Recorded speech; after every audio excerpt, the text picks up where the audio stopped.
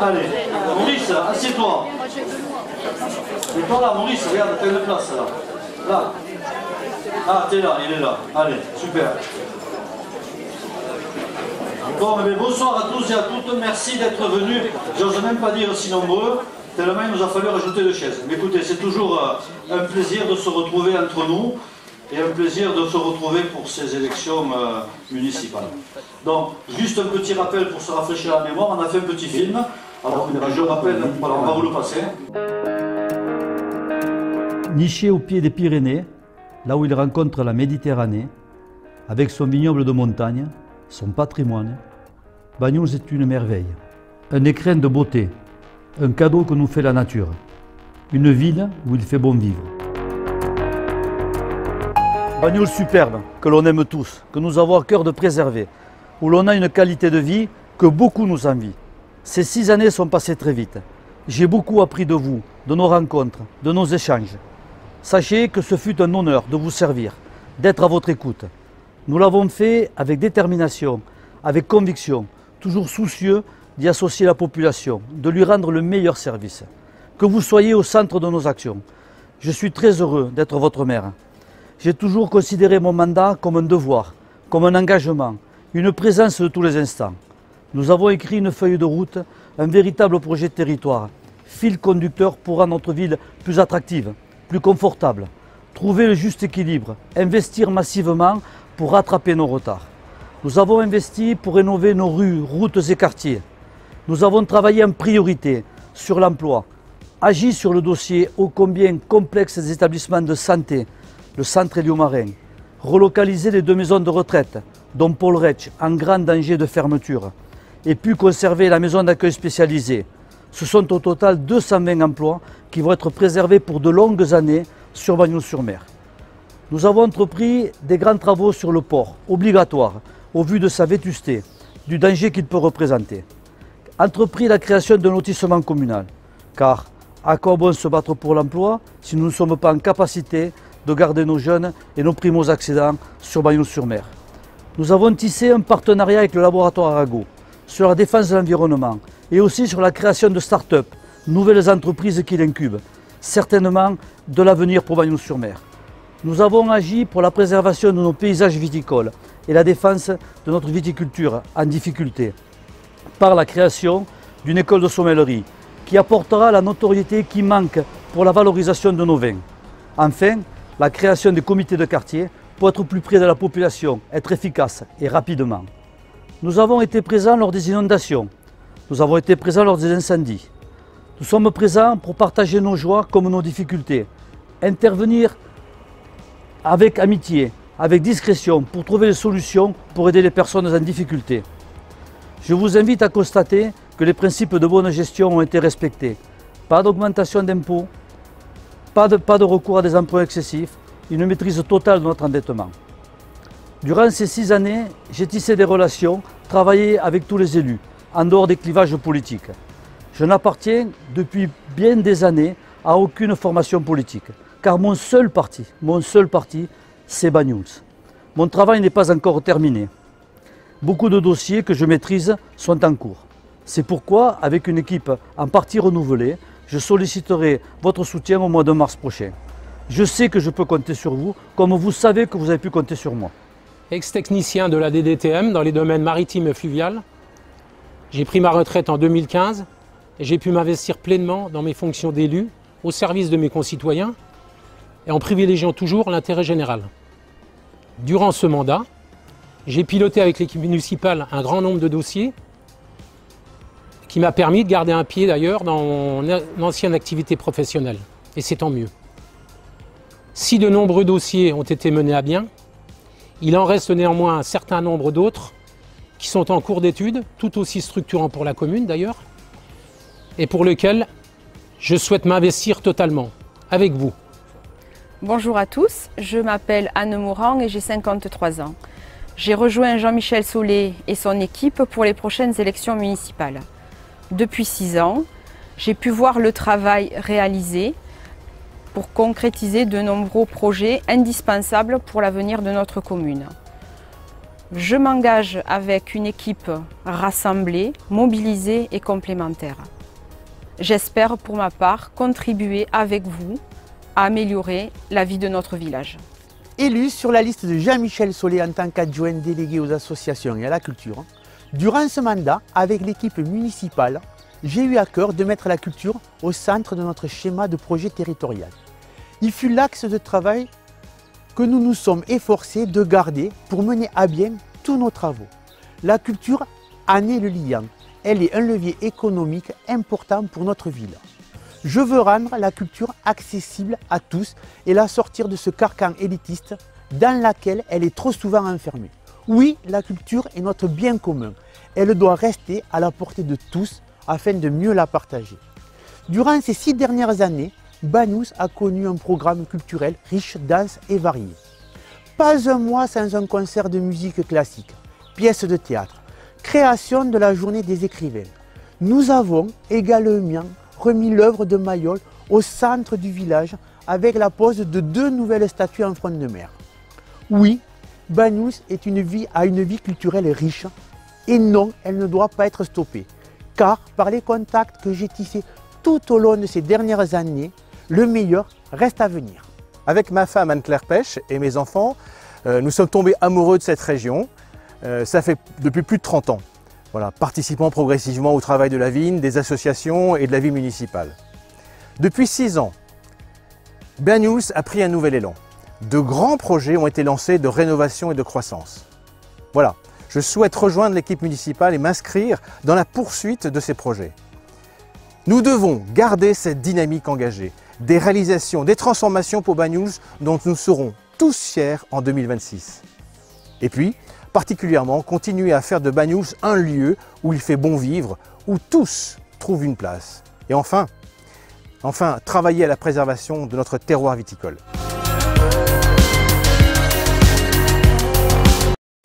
Nouvelles entreprises qui l'incubent, certainement de l'avenir pour Banyuls-sur-Mer. Nous avons agi pour la préservation de nos paysages viticoles et la défense de notre viticulture en difficulté, par la création d'une école de sommellerie qui apportera la notoriété qui manque pour la valorisation de nos vins. Enfin, la création des comités de quartier pour être plus près de la population, être efficace et rapidement. Nous avons été présents lors des inondations, nous avons été présents lors des incendies. Nous sommes présents pour partager nos joies comme nos difficultés, intervenir avec amitié, avec discrétion, pour trouver des solutions pour aider les personnes en difficulté. Je vous invite à...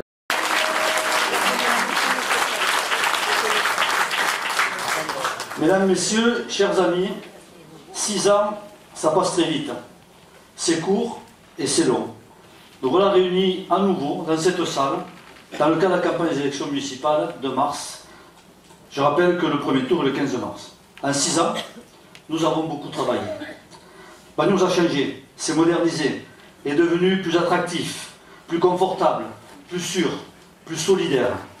Le dynamisme de ce nouveau Banyuls est le fruit d'un travail accompli. Permettez-moi d'abord de remercier l'ensemble des élus qui, avec nous, ont partagé ce mandat.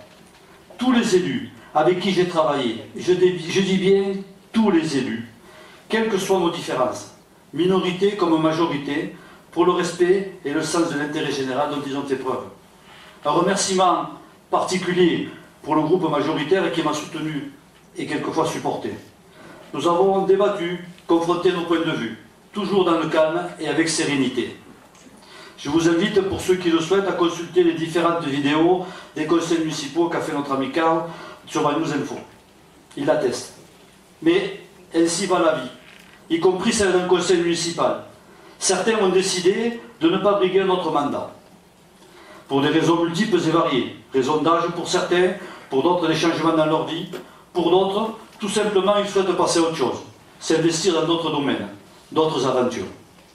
C'est donc avec une base solide de sortants qui ont acquis de l'expérience, qui sont opérationnels de suite, accompagnés de nouveaux arrivants, pleins d'envie, avec des idées nouvelles, avec une autre vision de nos projets, que nous sommes devant vous ce soir.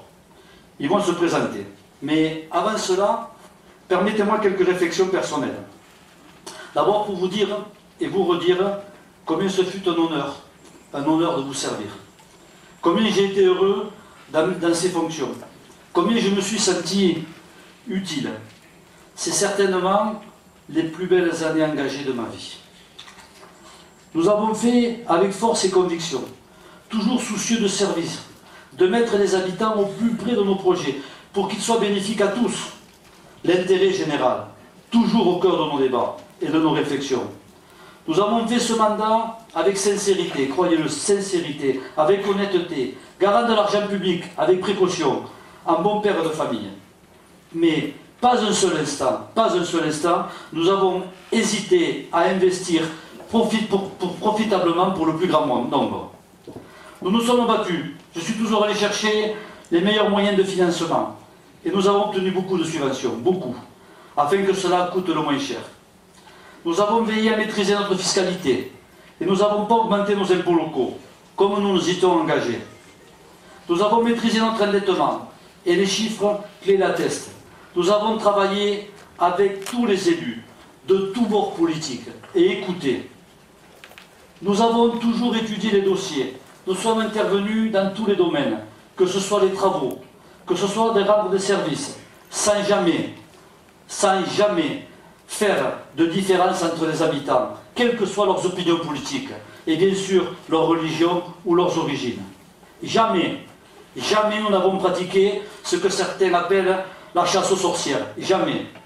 Les finances de la ville sont bonnes. Pas d'emprunt excessif. Notre endettement est proche de celui que nous avons trouvé, faible, dans la norme. Et ceci malgré des investissements importants. Et je dois dire que nous avons tout négocié, tout et tout le temps. J'ai considéré mon mandat comme une mission, comme un engagement de tous les instants. J'ai partagé avec vous les bons moments, et il y en a eu. Comme j'ai partagé avec vous vos peines et vos interrogations. J'ai essayé d'être présent dans les instants parfois durs que la vie nous réserve. Essayez, et je dis bien essayez, le plus possible de répondre à des situations de désespoir, de fragilité, d'appel au secours, toujours dans le plus grand respect des personnes et avec discrétion. Je retiendrai de ce mandat le sentiment d'avoir servi, de m'être livré à fond, la certitude d'avoir fait le maximum, mais la lucidité de ne pas avoir tout réussi. Et j'ai toujours été fidèle à mes valeurs. Je vais maintenant vous présenter l'équipe. Non, ils vont se présenter tout seuls. Allez, qui c'est qui commence? C'est Guy. Il a le micro, Guy? C'est le plus bavard de tous, Guy. On va commencer par là. Alors nous sommes 29, parce qu'il y a 27 candidats et 2 suppléants. Et donc Guy et Michel Chabot ont accepté de nous accompagner dans cette aventure. Allez, Guy. Bonsoir tout le monde, Guy Gouello, retraité CHR, natif de Bagnoul-sur-Mer, petit-fils de Loriol, il y en a encore un à l'Assemblée, là j'ai vu, voilà. Et classe 54, donc j'ai partagé les bandes de... Alors, ils m'entendent, quand même. J'ai partagé, merci, les instituteurs. J'ai partagé les bandes d'école avec Jean-Michel, et bien d'autres choses d'ailleurs. Il y a 6 ans, lorsque je me suis engagé avec lui, je connaissais ses valeurs, comme beaucoup de gens, et surtout son attachement pour Bagnoul. Alors, force de dire qu'au bout de 6 ans, ne s'est pas trop trompé, pour son sérieux, sa façon de gérer notre commune, je pense. Que ce soit au niveau relationnel, oui, je me montre la main, il faut que je m'appelle. Je vais faire court parce que j'ai pas mis les anti-sèches. Et puis, motiver encore une année, pour 6 ans de plus, parce qu'avec l'équipe qui nous entoure, je trouve on a beaucoup d'échanges. Voilà. Et ça, c'est très important pour notre village. Et continue, sois à chourite, hein, comme disait ton père. Hein, donc, voilà. Bonsoir.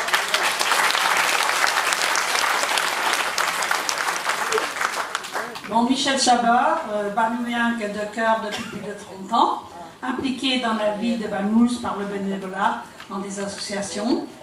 Je soutiens Jean-Michel parce que j'apprécie énormément ses compétences, son savoir-faire, son honnêteté et surtout sa serviabilité. Jean-Michel, je te soutiens et je t'admire. Merci.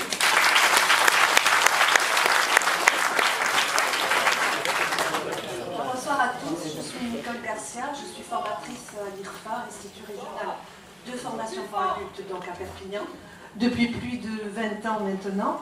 Je fais donc de l'orientation, de l'insertion professionnelle et de la remise à niveau pour les demandeurs d'emploi, quel que soit leur âge et leur niveau, bien entendu. Donc je suis sur le terrain et voilà ce qui concerne donc l'aspect professionnel. En ce qui me concerne personnellement, je suis née à Bagnous, je me suis mariée à Bagnous et mes enfants et mes petits-enfants vivent tous sur Bagnous. Vous comprenez donc mon attachement pour notre village et je suis ravie. C'est avec grand plaisir et je suis ravie de rejoindre Jean-Michel, qui est certes mon ami, mais j'apprécie également la détermination, l'investissement et le dévouement qu'il a pour notre village. Donc avec la team, l'équipe 2026, CAP 2026, nous sommes prêts à œuvrer pour vous et pour Bagnous, bien évidemment. Merci.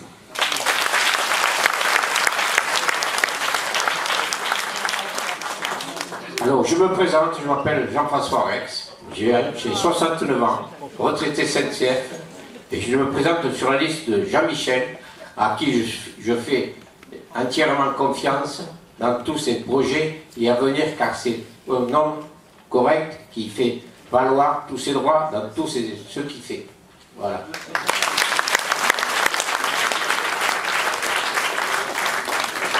Bonsoir. Fabrice Viginier, retraité, marié, père et grand-père. Effectivement, j'habite Bagnous que depuis quelques années, mais je me suis déjà investi dans la commune parce que je suis délégué de quartier et aussi bénévole de la RISC. La RISC, c'est la prévention incendie. Et également, je souhaite mettre également à profit donc, mon expérience professionnelle de conseiller municipal et de maire adjoint que j'ai acquis pendant les 3 derniers mandats dans une autre commune de 3700 habitants, dans une autre région. Voilà.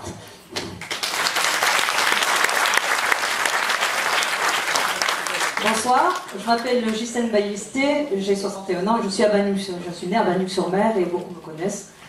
J'ai œuvré pour les vignerons en tant que je ne l'ai plus au niveau de nos moyens, en travaillant au GICB, puisque j'ai travaillé une 30aine d'années au poste de responsable commercial et responsable formation. Je suis très attachée à mon village, bien évidemment, en y étant née et en ayant fait toute la carrière ici, il paraît évident qu'on ne peut qu'avoir des racines très profondes. Moi je les ai. Et je sais que beaucoup l'ont également. Donc, pendant des années, bien sûr, de ce fait, je souhaitais participer à la vie communale. Je l'ai fait d'ailleurs beaucoup plus jeune.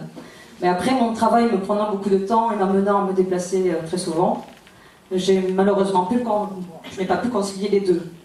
Aujourd'hui, bien sûr, je suis libérée de toute activité professionnelle. Et Jean-Michel m'a fait l'honneur de me demander de rejoindre son équipe. Jean-Michel est quelqu'un que je connais depuis fort longtemps, je l'estime beaucoup, il le sait. Et c'est également quelqu'un en qui j'ai entièrement confiance. On a eu beaucoup de choses à partager au niveau du travail, et je connais les valeurs de Jean-Michel. Donc aujourd'hui, bien sûr, j'ai rejoint cette équipe. Je suis ravie parce que j'ai découvert des personnes, certaines que je ne connaissais pas. C'est des personnes qui sont très engagées. C'est une équipe qui est compétente. C'est une équipe qui a prouvé ses valeurs, notamment lors du dernier mandat. Et je suis ravie de pouvoir rejoindre cette équipe-là. Donc j'espère que vous me permettrez également de pouvoir participer à cette grande aventure. Merci.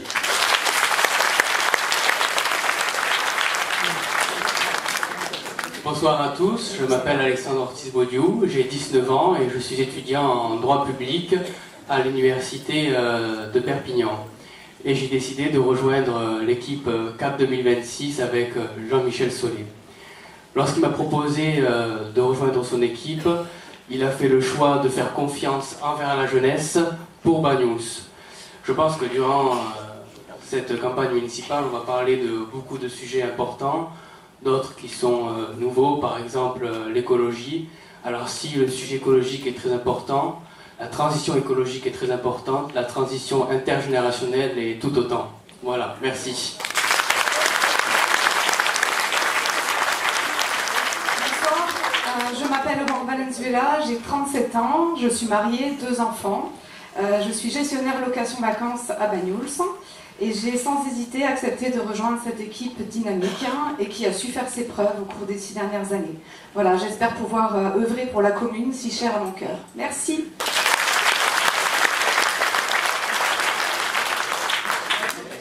Bonsoir tout le monde, bon, je me présente. Castellar Cédric, 38 ans, je tiens un commerce au port de Banyuls et je suis passionné de sport. Et ça fait 3 fois que je me présente avec Jean-Michel. En fait, tu m'as même pas demandé de me représenter avec toi. Je t'ai marqué, je t'ai marqué. Ah ben, si c'était naturellement. Et franchement, en 6 ans, j'ai été vraiment impressionné de son implication pour ce village. Merci.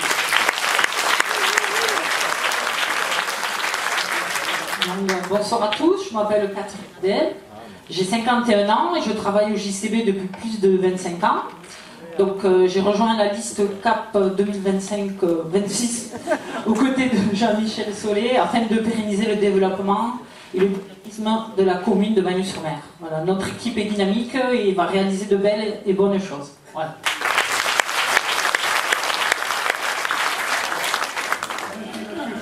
Je suis Monsieur Flerisson. Je me représente pour une deuxième séjour avec mon ami Jean-Michel. Nous avons fait en commun pas mal de choses, dont je fais partie des 2 maisons de retraite, plus de l'USAP. L'USAP, c'est pas l'équipe de rugby, c'est l'association qui va faire sortir le centre héliomarin de terre. C'est autre chose que j'espère depuis longtemps, parce qu'il y en a besoin à Bagnus de garder tous ces emplois. Je vous remercie.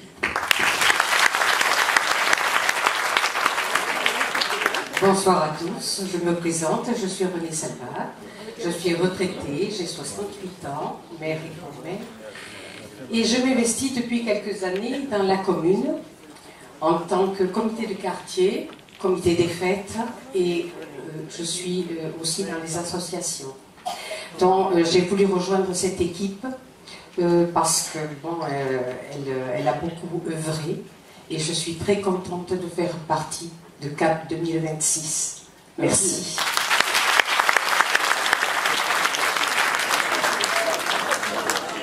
Bonsoir à tous et à tous. Alors moi je suis Stéphane Boada, pour ceux qui ne me connaissent pas.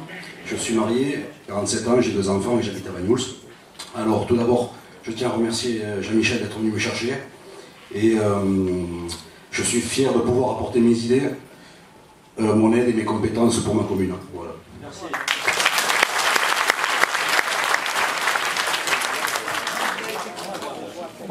Bonsoir, je m'appelle Kadova Séveline, retraitée aide-soignante au centre Bouffeur Marcelli depuis 1980.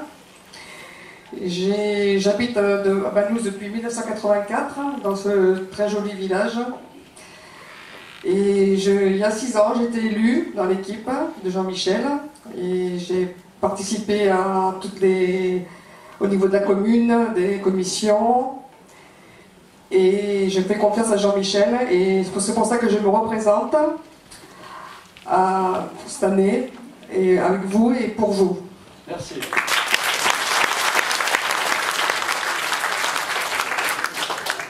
Bonsoir à tous, Didier Burgam, retraité, agent commercial train à la SNCF. Durant 27 ans, j'ai été président d'une association à Bagnols-sur-Mer. J'ai décidé l'année dernière d'arrêter cette activité. Aujourd'hui, j'ai l'opportunité de m'investir à ma commune et en intégrant cette équipe et ainsi participer à la vie associative et sportive de mon village. Merci. Alors bonsoir, je m'appelle Annabelle Basile, j'ai 50 ans, je suis mariée, j'ai 2 enfants, habitante et commerçante à Bagnols sur la plage des Elmes, ayant apprécié le dynamisme, les travaux réalisés ainsi que les beaux projets à venir, j'ai répondu oui avec grand plaisir lorsque Jean-Michel m'a demandé d'intégrer l'équipe de CAP 2026. Merci.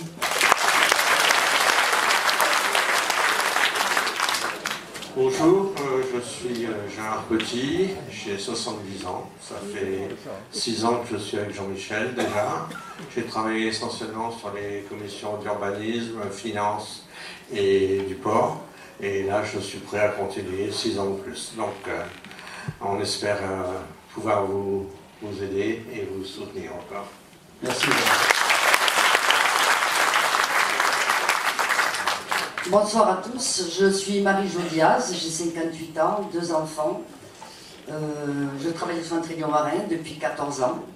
Originaire de Bagnols, j'ai à cœur de m'investir dans mon village et de suivre évidemment Jean-Michel pour cette nouvelle aventure. Merci.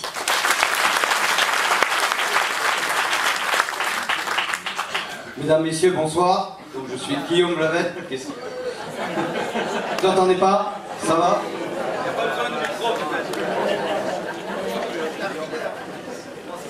Bon, voilà. Je suis responsable commercial au domaine Tambour. Donc, j'ai 49 ans et je suis papa de 2 petits bagnoulins.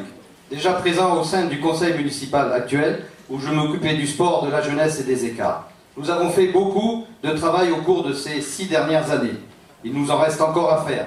Et je pense que cette équipe est celle qu'il faut pour faire avancer Banyuls dans le bon sens. Je vous remercie.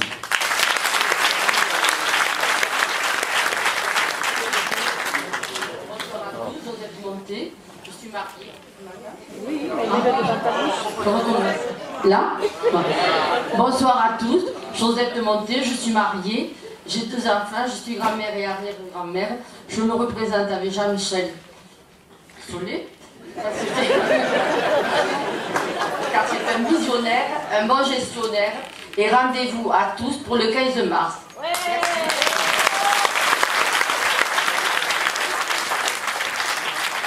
Bonsoir à tous, je m'appelle Olivier Lacaze, j'ai 52 ans. Je suis marié, je suis vigneron. Donc lors de ce mandat, beaucoup de projets indispensables réalisés ou en cours apporteront ces 27 prochaines années. Le maintien de nos classes scolaires, l'hébergement de nos aînés dans des structures adaptées, les logements pour les plus accédants afin que notre jeunesse puisse vivre et travailler sur Banyuls. Il est important de souligner la méthode adoptée par Jean-Michel afin de retrouver un Banyuls apaisé, de la concertation avec de nombreuses réunions publiques pour tous les différents projets, la recherche de subventions sans augmenter la fiscalité locale. Lorsqu'on s'investit dans un mandat, ce n'est pas pour soi, c'est pour les autres, c'est concitoyens. Donc je vous invite à venir nombreux pour le 15 mars, à voter pour Jean-Michel.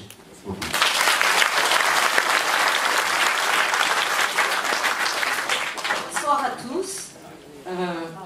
Vous m'entendez? Alors, Marie-Josée Graza, native de Banyuls, retraitée depuis 4 ans, maman et mamie, j'aime mon village, un petit paradis, et ses habitants. C'est avec une grande détermination et beaucoup d'enthousiasme que je me représente.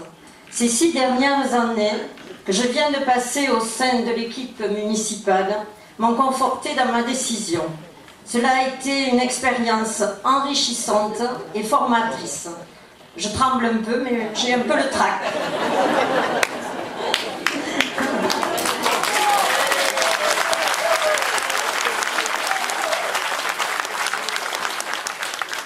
Je souhaite continuer à mettre ma motivation et mes compétences au sein de l'équipe, une équipe volontaire, solidaire et engagée. Alors le 15 mars, votez Jean-Michel Solé, un maire à 100% présent.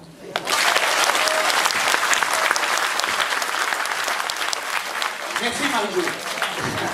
Bon, je m'appelle Bernard Pêche, peu de me connaissent parce qu'en fait, même si ça fait 30 ans que je suis sur Banyuls, j'ai travaillé dans des grands groupes internationaux, je suis ingénieur, j'ai travaillé pour des groupes comme Danone, que vous connaissez, Groupe 12, Sodial, et dernièrement pour Pernod Ricard, j'ai travaillé à l'étranger, en Pologne ou aux Pays-Bas, beaucoup au Brésil, et puis dans d'autres pays, et puis voilà, et donc j'ai décidé de m'installer à Banyuls suite au décès de ma femme, que certains connaissent, qui était adjointe au maire dans l'équipe de Jean-Michel, pour laquelle j'ai pensé aujourd'hui. Anne-Claire est morte en 2018, et Jean-Michel m'a dit, écoute Bernard, puisque tu restes à Banyuls, pour pas t'ennuyer, rejoins l'équipe. Voilà. Alors, pourquoi je rejoins l'équipe? C'est très simple, c'est que moi, depuis 30 ans, j'ai jamais vu, mais vraiment, pourtant j'ai voyagé, hein, dernièrement, le dernier investissement industriel que j'ai mené, c'est les caves bières à Thuir. J'ai géré un investissement de 20 millions d'euros et rénové complètement la cave. Donc je sais ce que c'est qu'un investissement. Et j'ai jamais vu, vraiment, depuis 30 ans, j'ai jamais vu Banyuls, en l'espace de 5 ans, passer un cap, franchir une étape de rénovation, de convivialité, d'accueil, etc. Voilà, je suis séduit, conquis, bravo l'équipe qui est sortante. Et puis donc je suis dans l'équipe rentrante et je souhaite vraiment que vous puissiez nous accompagner sur les prochaines années parce qu'il y a encore beaucoup de choses à faire. Merci. Merci.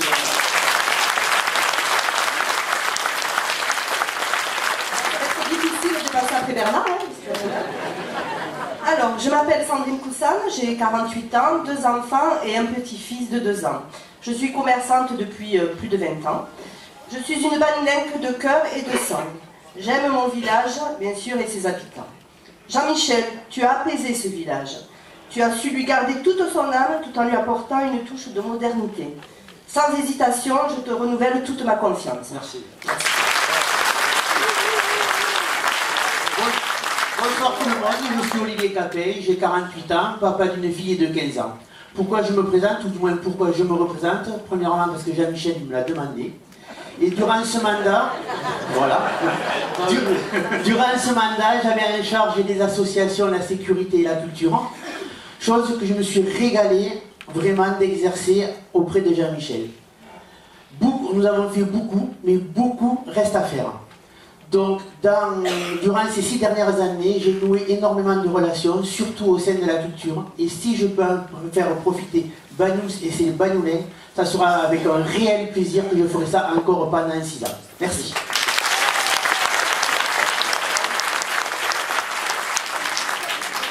Bonsoir à tous.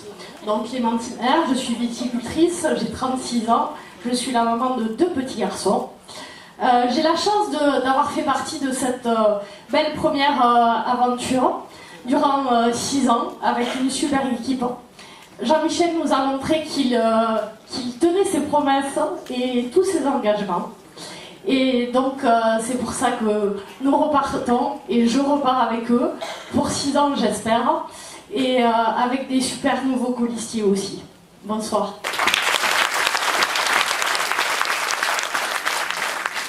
Bonsoir à tous et à toutes, ou à toutes et à tous, je ne sais pas si je suis bien non. Je me présente, Guy Vino.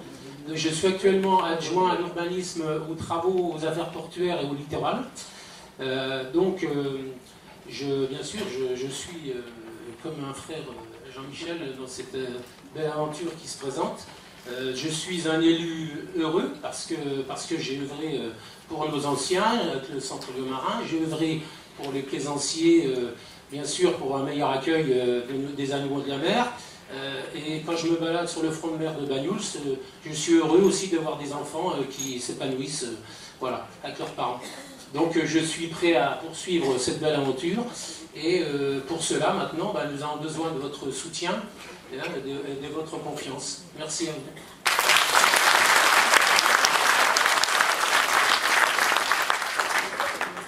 Bonsoir. Donc c'est à mon tour de me présenter. Vous m'avez sans doute vu sur la vidéo. Donc Anne Morand, 53 ans, mariée et 2 enfants. La campagne est donc lancée et c'est pour moi ma première réunion publique puisque jamais je ne m'étais engagée et sans doute parce que je n'étais pas prête avant. Je n'ai jamais fait de politique, ni adhéré à un parti ou à un syndicat. Et je découvre cette approche et les coulisses d'une municipale. J'espère que cette campagne se fera avec déférence et pour ma part, je respecte tous les candidats. Mes parents, réfugiés portugais, m'ont longtemps répété de ne pas me faire remarquer, de bien travailler et de m'intégrer dans ce pays qui nous avait accueillis. Je viens avec ma simplicité, mes valeurs humaines et l'envie de bien faire. Je m'engage avec confiance, entourée de cette équipe pilotée par Jean-Michel. Leur travail et leur investissement, personne ne peut les contester. Les réalisations sont là et d'autres projets sont en attente. Ensemble, ils ont fait un excellent mandat. Jean-Michel a assumé sa fonction et ses responsabilités par une présence constante pendant ces 6 dernières années. Pour moi, il est l'homme de la situation. Et aujourd'hui, grâce à leur expérience et à leur aide, je suis prête à m'engager pour notre village.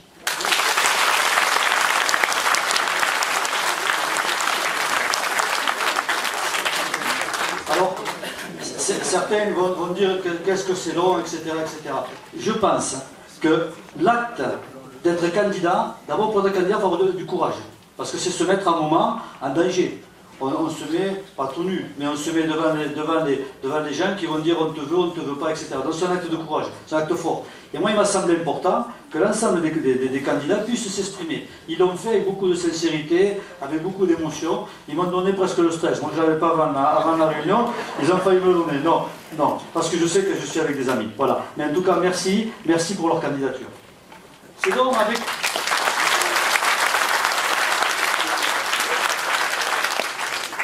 Allez, c'est donc avec une équipe rajeunie, pleine d'envie, très motivée, vous l'avez vu, que je vous propose un nouveau mandat. C'est un nouveau contrat de territoire qui va nous engager pour les 6 prochaines années. C'est une équipe plurielle, diverse, un rassemblement de femmes, d'hommes différents, de différents âges, vous avez vu, complémentaires. Chacun et chacune voulant œuvrer pour notre ville, pour notre quotidien, mais également porter un vrai projet de territoire. Une vision de ce que sera Banyuls dans les années à venir. Préparer notre avenir. Ce sont des femmes et des hommes libres, d'engagement politique, avec le souci de servir, qui se présentent sur une liste apolitique. Je le dis bien, apolitique. Parce que notre seul parti, c'est Banyuls. Alors, je ne vais pas passer mon temps à vous infliger la réponse au pénible réquisitoire accusateur du Milan de notre mandat, fait par la liste conduit par M. Pescador. Tout est dit. Tout est dit. Nous sommes d'accord sur rien. Rien de ce que nous avons fait est bien. Tous contre Solé. Mais ça, c'est pas un programme. Une fois qu'on aura tué Solé, il restera Banyuls avec ses problèmes. Simplement, je voudrais rétablir quelques vérités, donner des explications indispensables, notamment sur les chiffres. D'abord, les chiffres sont bons. Alors, on nous a sorti un tableau, savamment fait, bien fait d'ailleurs, que je n'ai pas voulu proposer sur mon journal parce que c'est quand même très indigeste. Donc j'ai voulu faire la suite de nos investissements. Et donc on m'a dit, il manque 274 323 €. Voilà. Qu'est-ce que vous avez fait de cet argent? Cet argent qui a manqué, il n'est pas compté dans le décompte puisque c'était des travaux qui n'ont pas été engagés. Et donc, si on avait bien regardé et lu avec attention cette liste, on aurait vu qu'ils correspondent au centime près à la réfection de la route des Angles. Voilà. La route des Angles qui, je le rappelle, va coûter autour de 500 000 €. Alors c'est vrai que c'est ma faute parce que je leur ai dit quand ils avaient fini le bilan, rajouter la rue des Angles, on va la commencer. Et puis finalement, pour différentes raisons, on est un peu retardé.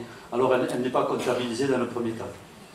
Ensuite, on me dit, il manque 211 000 € de subvention, 211 450 € de subvention. La belle affaire. Où ils sont passés? Comme si j'avais mis la subvention dans ma poche, si ensemble avant pour constituer ma liste, on était partis en vacances. Pas du tout. Pas du tout. Et après, je fais mon mea culpa, c'est évident qu'il faut tout lire, tout vérifier. Et si vous regardez aménagement du parvis de laboratoire Arago, de l'aquarium, il y a marqué 23 494. Donc c'est 23 000 € 494. C'est pas le bon chiffre. Il manque un chiffre au milieu. Voilà. Donc le chiffre c'est 234 948. Et la différence c'est les 211 454 € sur lesquels on voulait me taxer d'avoir dissimulé ou d'avoir pris une subvention pour je ne sais pas quoi. Donc c'est comme ça. Ce que je voudrais faire quand même, c'est, puisqu'on parle de ce sujet, c'est que c'est quand même un joli financement. 500 000 € de travaux, la moitié de subvention. Moi je dis bravo. Voilà.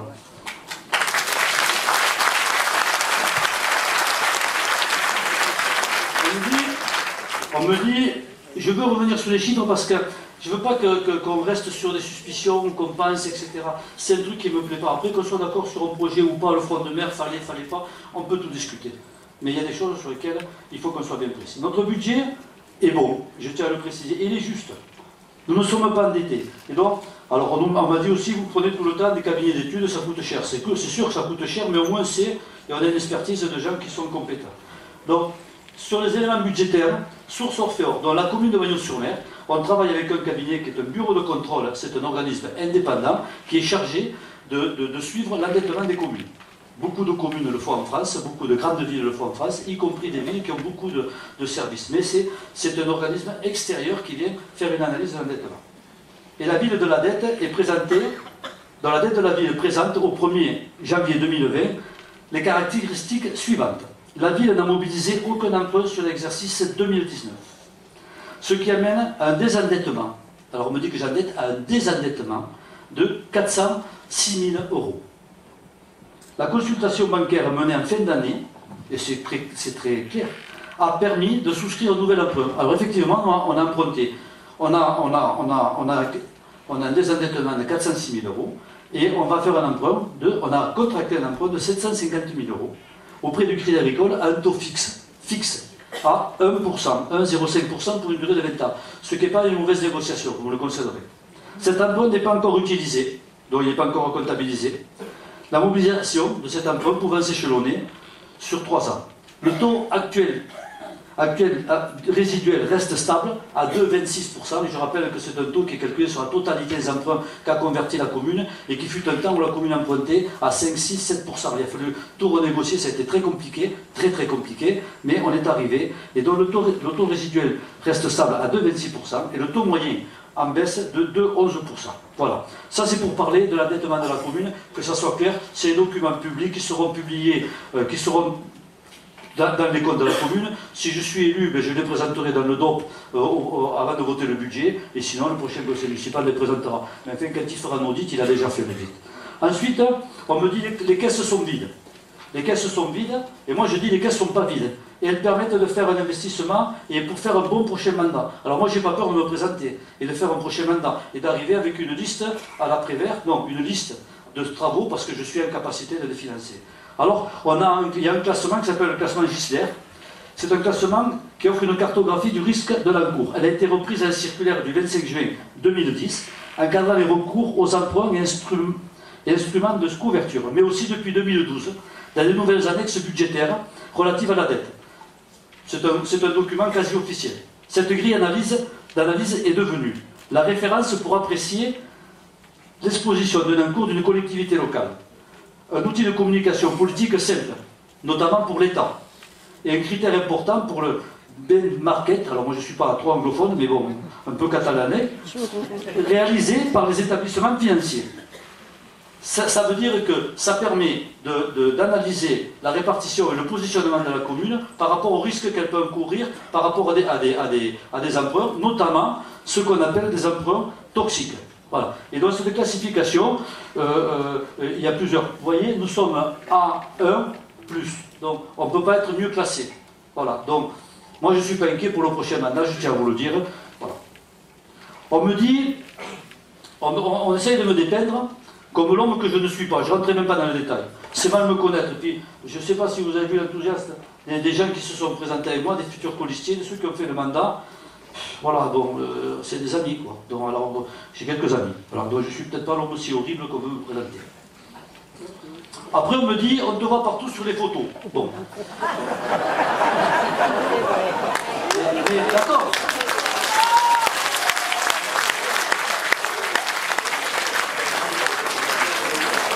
Mais vous en conviendrez, c'est que si je suis sur les photos, c'est que j'y suis.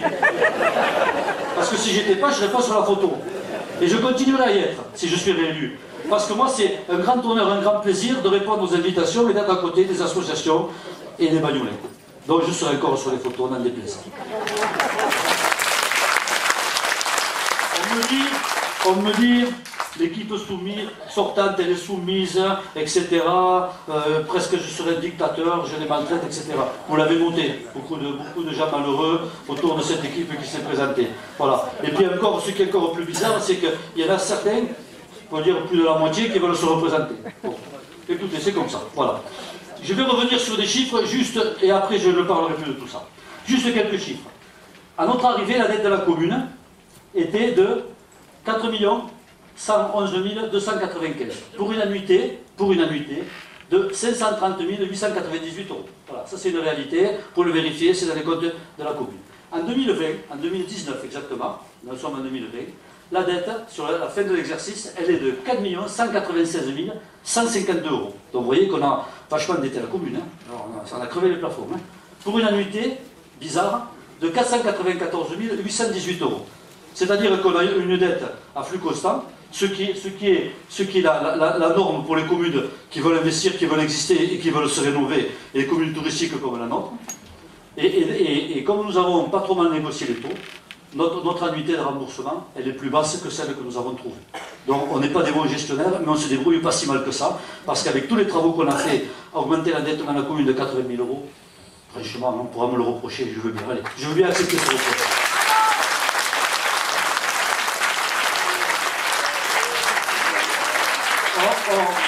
Donc, je rappelle, je le dis tout le temps, mais c'est une vraie fierté, quoi. Parce qu'à un moment, je suis un homme de parole, et ce sont des gens de parole. Parce que je leur ai redemandé de voter des choses sur lesquelles on s'était engagé, et de voter le contraire, ils n'auraient pas accepté. Ce n'est pas des godillots. Ce pas des godillots. Ce sont des hommes et des femmes que je respecte, et je ne ferai pas ça. Donc quand on s'engage, on le fait. Donc nous n'avons pas augmenté les impôts. On n'a pas augmenté les impôts. On a le budget de 2019, il a été voté à l'unanimité. J'ai une opposition aussi, ils l'ont voté. Donc c'est qu'il n'est pas si mauvais que ça, je ne leur cache pas. Il y a une commission des finances qui travaille, et on examine le budget ensemble. Et nous avons, vous l'avez quand même constaté, on me le reproche souvent, nous avons investi massivement. Et puis un dernier point qui me gratte un peu, mais bon, je vais vous le dire quand même, c'est qu'on veut me donner une leçon de politique. On me dit, ah, il est macronien. Ça y est, j'ai changé de car, je suis maintenant devenu un macronien. La belle affaire. J'ai également été pris en photo, parce qu'on m'a vu sur une photo avec un député, Sébastien Cazot, pour le nommer, l'autre certainement. Mais j'ai également été pris en photo avec Carole Delga, dernièrement, avec Evelyne Malherbe, avec Michel Molly, avec Pierre Aliagas, avec François Calvet. Si à chaque fois qu'on me prend en photo, je change de parti, j'ai avoir beaucoup de cartes dans le portefeuille quand même. J'ai avoir beaucoup de cartes dans le portefeuille.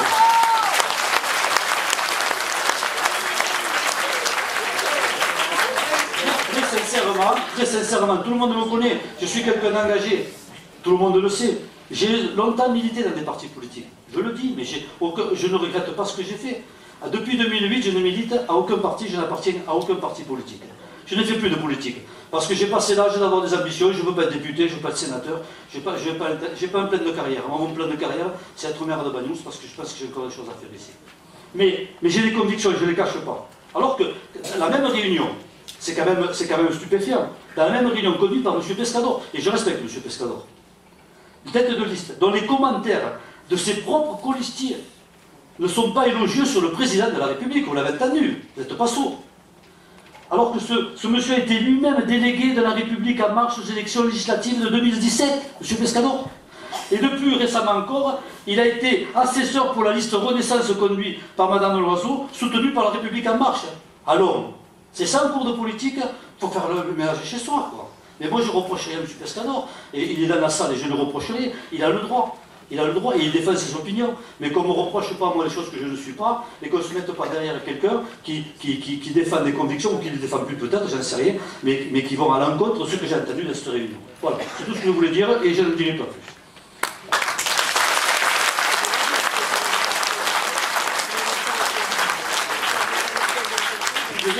Je vais paraphraser là, mon ami, je dis mon ami parce que je l'aime bien cette dame, et vous savez que je ne partage pas toutes ses convictions, mais quand même c'est mon ami, la présidente de la région au vœu. Et j'ai beaucoup aimé ce qu'elle a dit. Et parce qu'elle aussi, elle est mise sur la scène de temps en temps. Elle a dit, quand on est candidat, c'est qu'on aime les gens. Et c'est vrai. Parce que si on n'aime pas les gens, il ne faut pas être candidat. Si on déteste les gens, il ne faut pas être candidat. Si on les critique trop, non, parce qu'on les critique un, on critique l'autre, on ne sait jamais à quelle sauce on va être mangé quand ça va passer un moment dans le bureau. Mais bon, ça c'est une... Et quand on est candidat, on aime les gens. Et quand on aime les gens, on ne leur ment pas. Ça c'est sûr qu'on ne leur ment pas. Moi je ne mens pas aux gens que j'aime. Et on ne leur fait pas peur, comme j'ai entendu.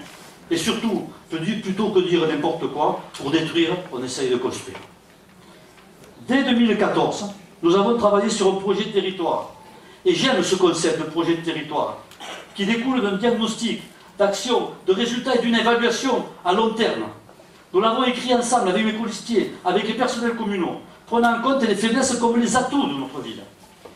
Ce projet, bien sûr, il s'est enrichi au fil des années, par des opportunités, par des rencontres, par des besoins nouveaux qui se sont créés. Mais il reste bien à nous, bien clair à nous, comme un fil conducteur qui guide nos actions. Notre projet, dans le souci permanent de servir, d'apporter le meilleur, de répondre à vos attentes, parfois de les anticiper. Banyuls est une ville qui a un charme fou. En 2014, elle nous est apparue comme la belle endormie. Il nous apparaissait indispensable, et à vous aussi, de la réveiller cette ville, de la moderniser, de la préparer à affronter ce nouveau millénaire. En 2014, 4 grands défis. représentant des dangers pour son avenir ont été clairement identifiés. L'avenir des établissements de santé et la fermeture du CHR. C'est 220 emplois. Alors, on me fait le procès, tu n'as pas sauvé 220 emplois. Mais bien sûr, je n'ai pas sauvé 220 emplois. Si, je n'ai pas créé 220 emplois. Je n'ai pas sauvé 220 emplois. Mais je les pérennise. C'est 220 emplois qui peuvent quitter la commune, déjà en manque d'emploi. C'est la fermeture, faute d'y avoir fait des travaux de remise en conformité dans la maison de retraite Paul Rech. Et le départ des résidents, parce qu'à mesure la maison ferme, nos papis, nos mamies, peut-être nous, on va aller séjourner dans les villes de la plaine. La vétusté du port menaçait aussi, lui, de fermeture qui n'assure plus la sécurité ni des personnes, ni des biens. Enfin, le danger permanent du risque d'inondation. Alors on va en parler des inondations, que nous avons connues en 2014. Sur ces 4 périls, 3 sont réglés. Le dernier est en cours, j'en parlerai à la fin. L'emploi, très menacé, fut l'un de nos premiers chantiers.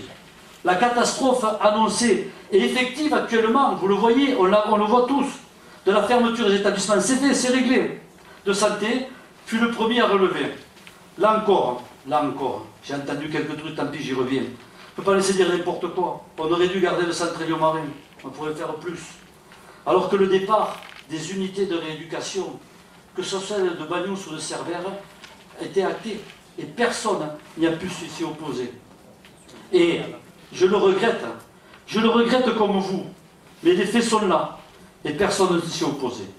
Allez visiter la masse quand on me reproche, allez visiter la masse. Prenez conscience, il y a des personnes qui sont de l'USAP ici, prenez conscience des conditions de séjour de ces pauvres personnes lourdement handicapées. Ayons un peu de cœur. La maison de retraite Paul Rech, vous la connaissez? Vous l'avez visitée? Vous savez que les patients sont 2 et 3 par chambre? Que les chambres sont minuscules? C'est un établissement qui est des années 60. Et que si rien n'est fait, mais ayons la certitude, si rien n'est fait, la maltraitance passive nous sera reprochée. Et les familles ne veulent plus mettre leurs parents là-bas. Il y a dans des chambres, ils sont 3, ils ne se connaissaient pas avant. Il y a un monsieur, une dame et un autre monsieur, ou un monsieur, une dame. C'est quoi ça? C'est des conditions acceptables? Non.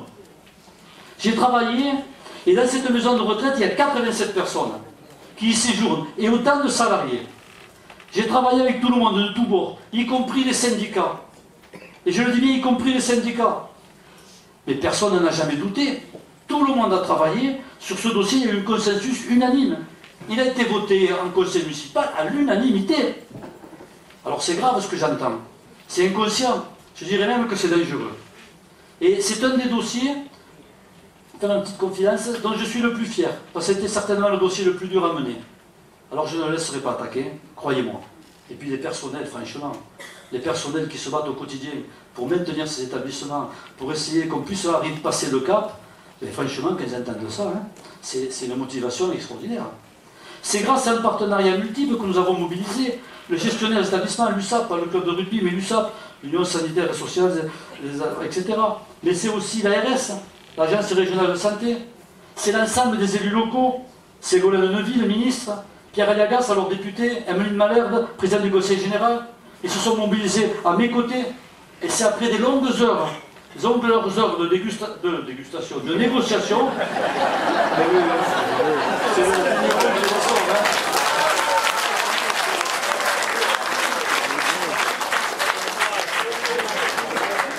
De négociation que je qualifie de tendu, d'âpre, pour ne pas dire à la limite de la rupture, que nous sommes arrivés à des accords. Je vais vous donner la base de cet accord.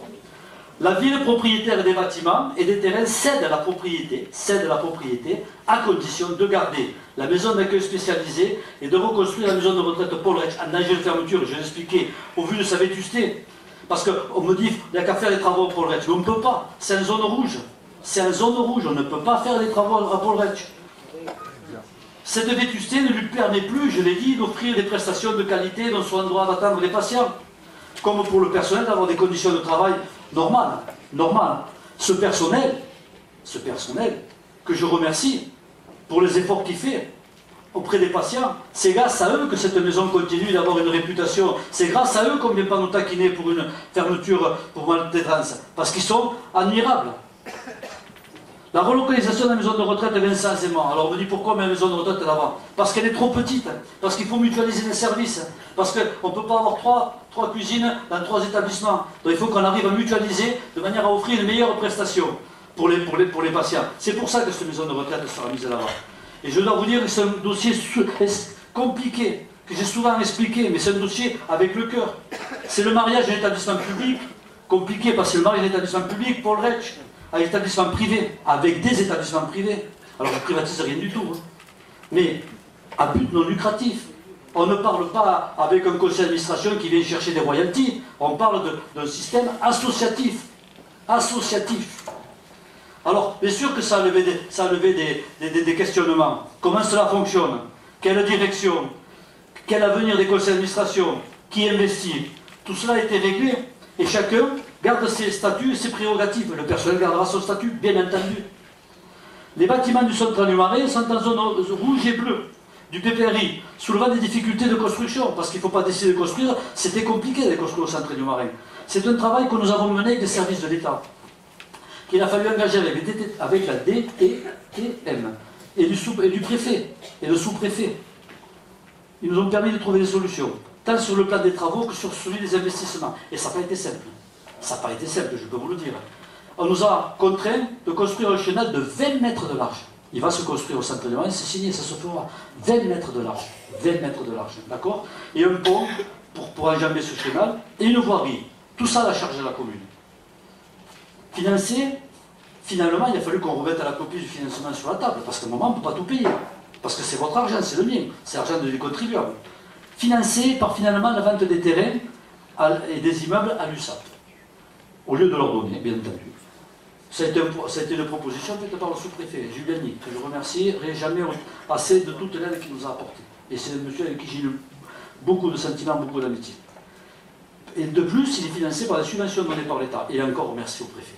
Merci au préfet. Parce que l'État nous a été vraiment à nos côtés. Ces investissements sont portés par la ville. Le tout pour un montant autour de 3 millions d'euros. Le financement de ces travaux est acté comme suit.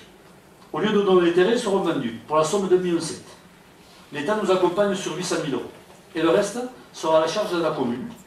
Et je ne désespère pas d'aller chercher encore d'autres financements.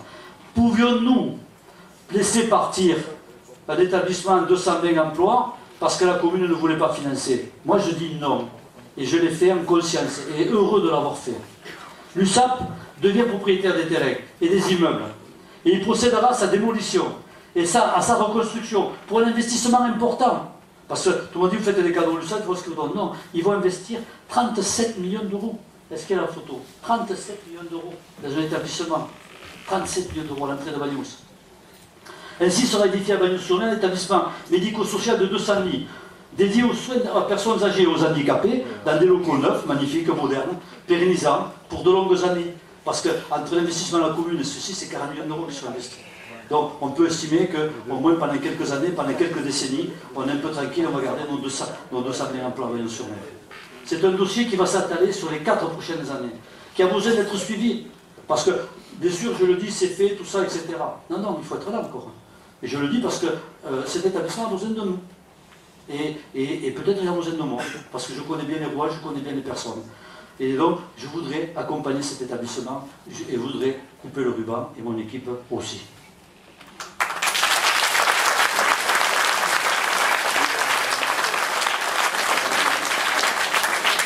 Juste une dernière idée qui me vient comme ça, c'est de vous dire, imaginez, et les Bagnoulins connaissent, imaginez ce que seraient devenus ces établissements, parce que tout est parti, la masse serait partie aussi, s'ils étaient restés vides. Vous savez ce qu'ils seraient devenus? Paul Retsch est là-bas, vous le savez, squatté, propriété de la commune. Je vous laisse imaginer ce que ça aurait pesé sur nos impôts. Non pas pour faire quelque chose, mais pour défendre quelque chose. Et là, ça s'appelle jeter l'argent.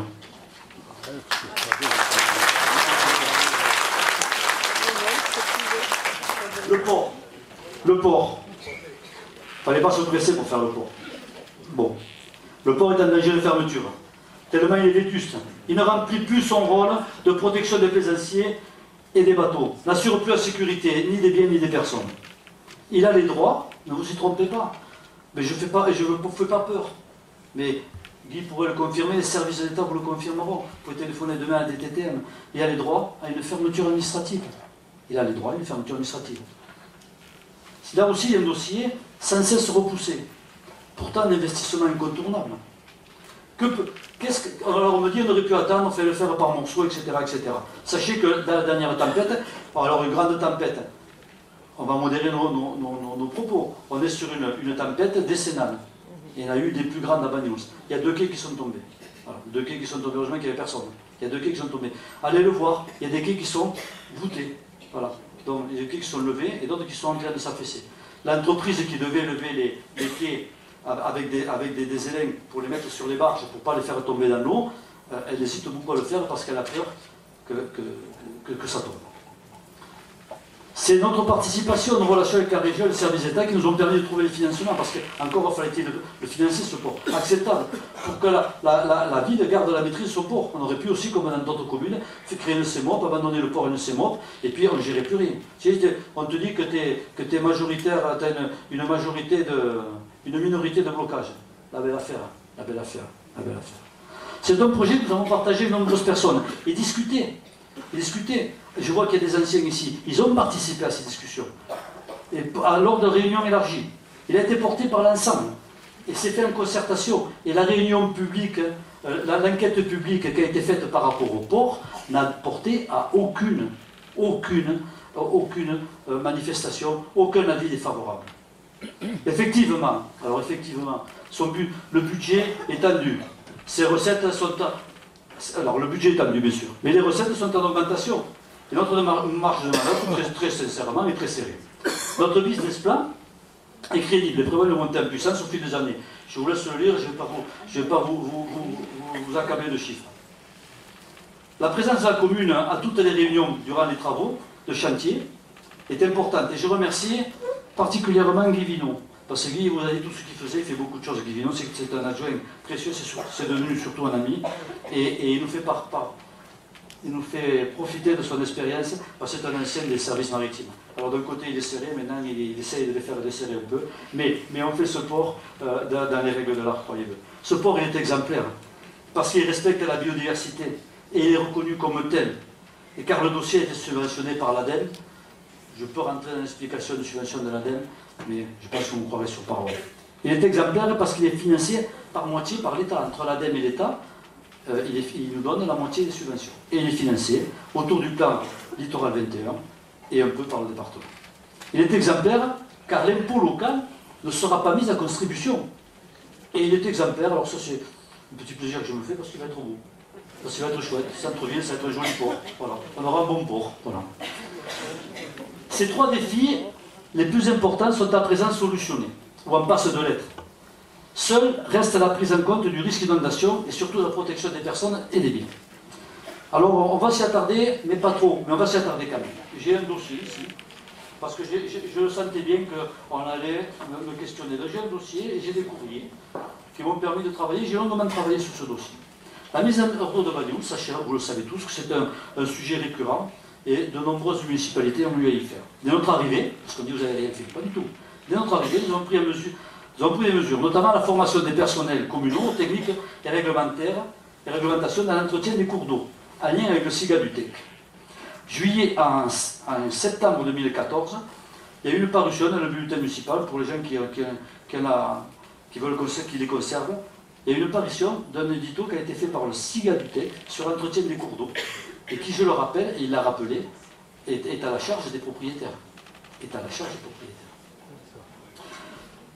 Rapidement, nous avons été confortés au règlement concernant les mesures environnementales. La nécessité d'obtenir des autorisations pour intervenir sur les rivières. Parce qu'on me dit, oui, t'as qu'à donner un coup de bulle, un coup de truc, non, ça ne se passe pas comme ça. La crue du 29 novembre 2014 ne nous a pas laissé le temps, je le concède, d'intervention. Nous avions fort heureusement revu et réactualisé notre plan de sauvegarde communal et fait des simulations. Et là, je tiens à particulièrement avoir des félicitations pour les personnels qui m'ont entouré pendant ces événements, et les élus, bien entendu. Nous avons également pris le service de prévision Météo Prédic, qui est très fiable et qui nous accompagne, avec qui nous avons eu le suivi des arrivées des pluies. nous sommes inscrits sur un territoire à risque inondation, TRI, et ainsi participer avec Livigno encore sur des études sur le ruissellement de la Méditerranée en partenariat avec la région PACA. Nous sommes allés à Arles. Alors quand on m'a dit qu'il faut aller à Arles, j'étais content, mais c'est Arles dans le Bouches-du-Rhône. Et 84 heures, voilà. C'est long quand même. Hein. Voilà. Nous avons engagé des travaux importants de nettoyage de la rivière. Plus de 100 000 euros, sachant que l'entretien régulier des cours d'eau a une action efficace qui facilite plus de 10% de l'écoulement des eaux.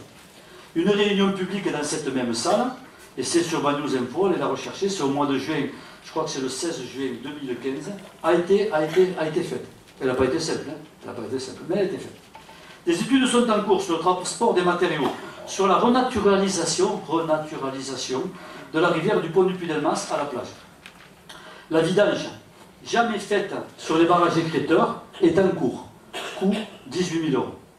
Un programme de nettoyage de la baillerie est acté. C'est le SIGA du texte qui est chargé de cette mission. Pour cette année, du pont de SNCF au Masparé. Pour 2021, nous sommes inscrits sur le nettoyage du Masparé au bas du col de Banyuls. Nous avons également entrepris des travaux d'enrochement, de protection de la route des Masses. Et juste, on avait un solde parce qu'on me dit tu pouvais tout faire, bien sûr. On avait un reliquat sur les pistes de FCI de 40 000 euros.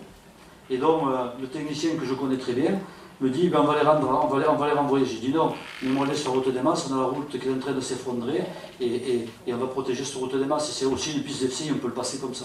Il dit ok, je le fais. Mais est-ce que vous avez fait la DIG, déclaration d'intérêt général? J'ai dit non, mais en effet, en juillet, tous les services sont fermés, on va le faire. On a commencé lundi à 9h30, le chantier arrêté. Convoqué à la gendarmerie, comme un bandit. Convoqué à la gendarmerie. 500 euros d'amende. Et ils m'ont dit, non, mais la prochaine fois, monsieur le maire ou pas maire, urgence ou pas urgence, il faut faire une déclaration. Faites pas la déclaration, 500 euros d'amende. Prochaine fois, vous allez au pénal. D'accord? Donc, moi, je veux bien. Et à un moment, il y a des choses qu'on ne peut pas faire. On ne peut pas. Voilà. Et après, bon, quand on est maire d'une commune, on est quand même, à minimum, censé respecter la loi. Il me semble.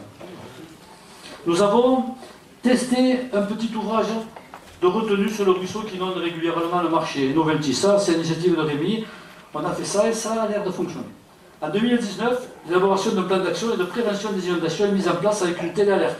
On téléphone aux gens, on est en capacité maintenant de téléphoner aux gens qui sont dans des zones inondables et nous avons recensé les personnes fragiles. Notre projet de lotissement, j'y reviendrai après, est pourvu de bassins de rétention. La prise en compte des différents matériels individuels de protection des maisons. Là, je ne parle pas de la mise hors d'eau, je parle de protéger les personnes. C'est peut-être que la commune arrive à aider à financer ce qu'ils ne peuvent pas. Ça, c'est une proposition que j'ai eue. 2014-2015, c'est le transfert de la compétence de la gestion des milieux aquatiques, GEMAPI, aux intercommunalités par la loi de décentralisation, le 27 janvier, 7 août 2015. La réforme conforte la solidarité territoriale. Elle organise le regroupement des établissements publics de coopération intercommunale, EPIC. Plusieurs intercos sont regroupés en ce qui nous concerne, c'est 4 en totalité.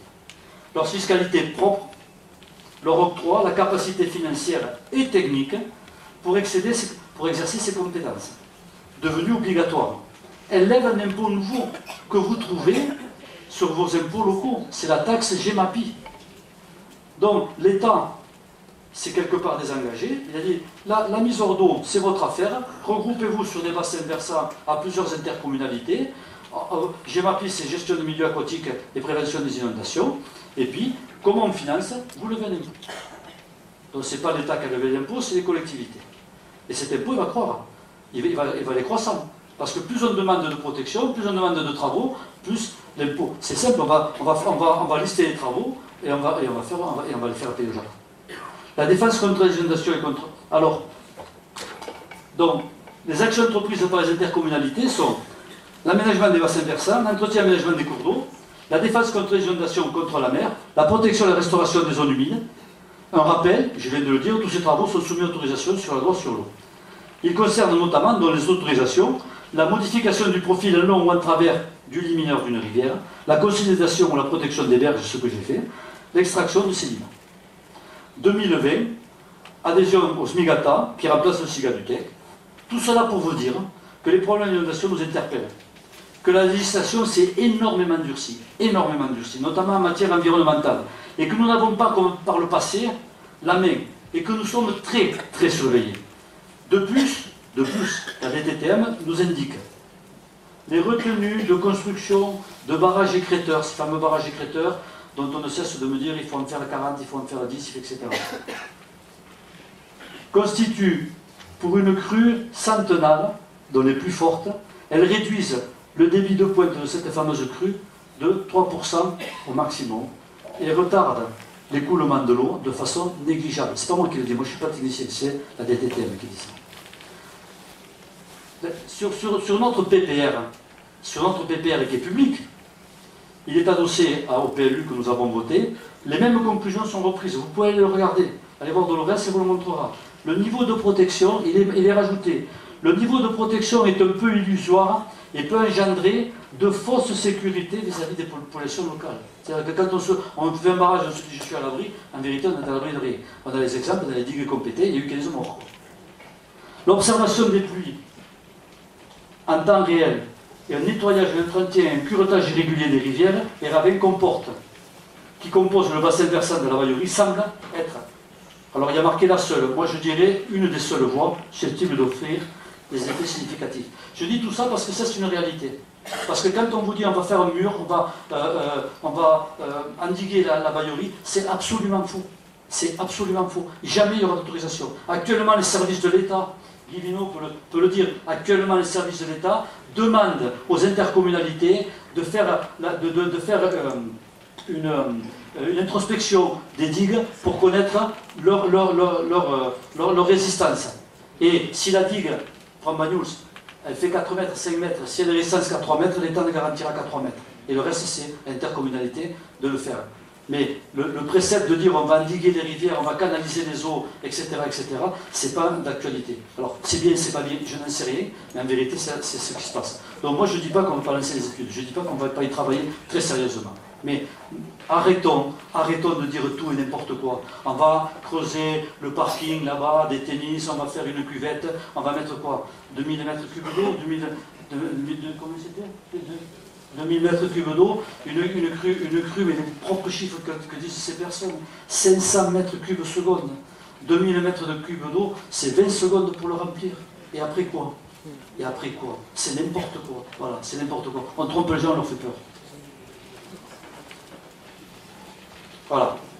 En 2014, comme à présent, un des enjeux extrêmement incontournables qui revient à chacune de nos réunions de concertation avec les habitants, mais on en a fait beaucoup par rapport au PLU, c'est l'élaboration dans ce PLU, la difficulté à se loger et accéder à la propriété pour nos jeunes en particulier. Et moi j'étais président du GICB, la moitié des gens qui travaillent au GICB n'habitent plus Banyuls. C'est pareil au laboratoire à Gros, c'est pas Philippe, c'est pareil à la mairie. Voilà. Donc les gens ils arrivent, ils ont un boulot, ils veulent habiter ici, à un moment ils veulent construire, c'est légitime, et tout le monde veut construire à un moment, et ils ne peuvent pas, et ils vont habiter ailleurs. Donc à un moment c'est un vrai projet, un vrai problème. Nous avons validé la construction de 36 logements HLM, livrés derrière la caserne des pompiers. Et ils sont spacieux, confortables. Et à côté prochainement, il y a 5 villas qui seront construites sur un plan d'accession à la propriété par Roussillon Habitat, les HLM maintenant qui ont repris ça, pour des personnes à des revenus modestes, dans un cadre d'un programme soumis à des conditions de revenus.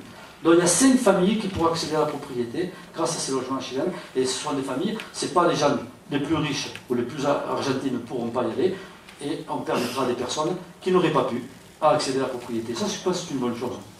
Devant la demande et le départ de nos jeunes primo-accédants, nous avons entrepris la réalisation d'un lotissement communal.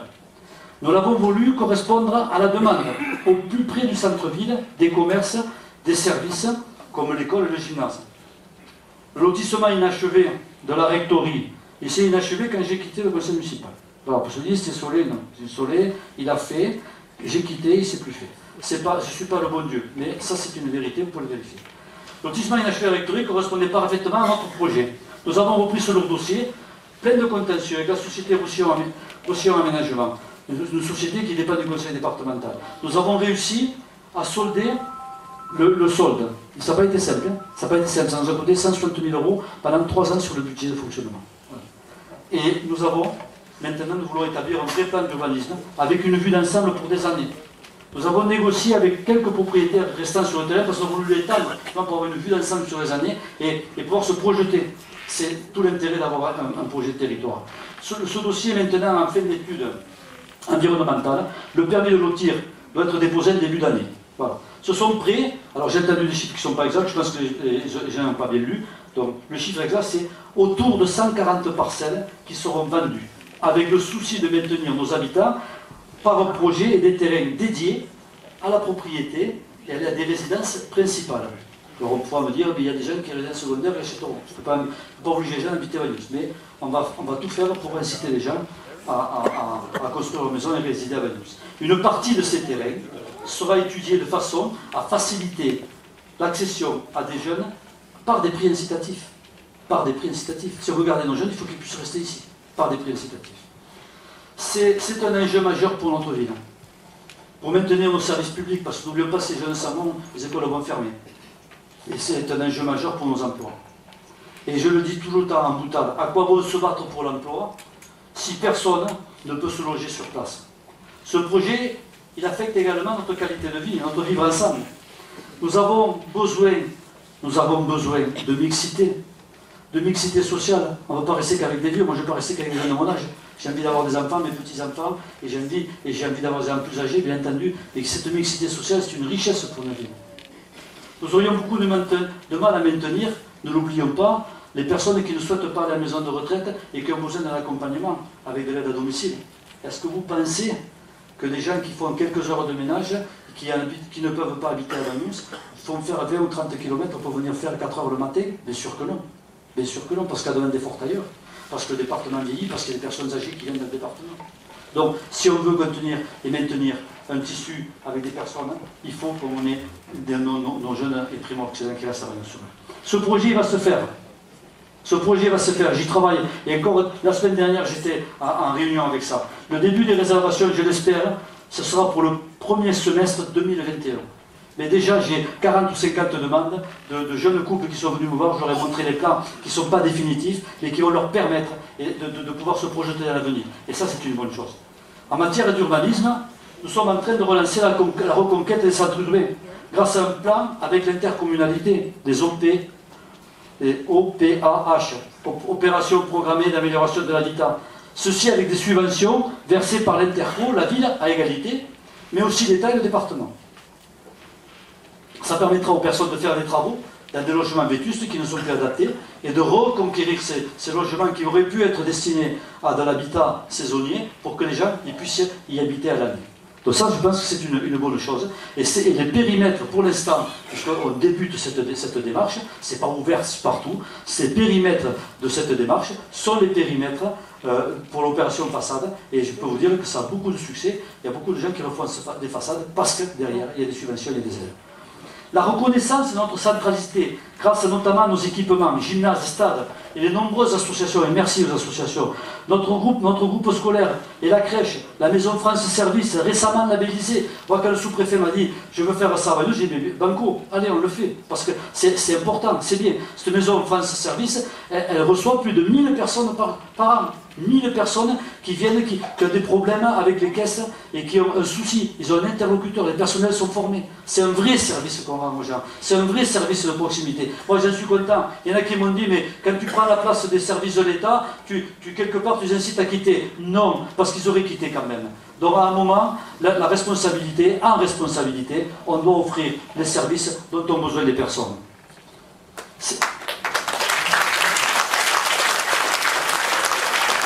Nous sommes ici dans une démarche bourg-centre.